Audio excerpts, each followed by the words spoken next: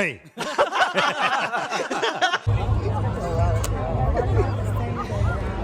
Hey guys, welcome back to my mini vlog. તો અત્યારે હું ને નેહા બંને છીએ રિવરફ્રન્ટ પર. કાઇટ ફેસ્ટિવલ ચાલી રહ્યો તો ઉત્તરાયણના 2 દિવસ પહેલાનો વ્લોગ છે. જેવા એન્ટ્રી લીધીને રાઈટ સાઈડમાં મસ્ત ફોટો ફ્રેમ મૂકેલી હતી. દર વર્ષે આ ફેસ્ટિવલ આવે છે અમદાવાદના રિવરફ્રન્ટ પર. તો તમે કોઈ વાર ના જોયો હોય તો મેં વિચાર કર્યો ચલો તમે મિની વ્લોગમાં બતાવી દઉં. અહીંયા બહુ બધી એક્ટિવિટી હોય છે, બહુ બધા ફોટો ફ્રેમ મૂકેલા છે, બહુ બધા પતંગ ચગતા હોય છે. દેશ વિદેશી લોકો આપણા અમદાવાદના રિવરફ્રન્ટ પર કાઇટ ફેસ્ટિવલ ઉજવવા આવે છે દર વર્ષે. તમને મારી જેમ જો સનસેટ જોવાનો શોખ હોય ને તો સાચે આપણા માટે આ જન્નત છે.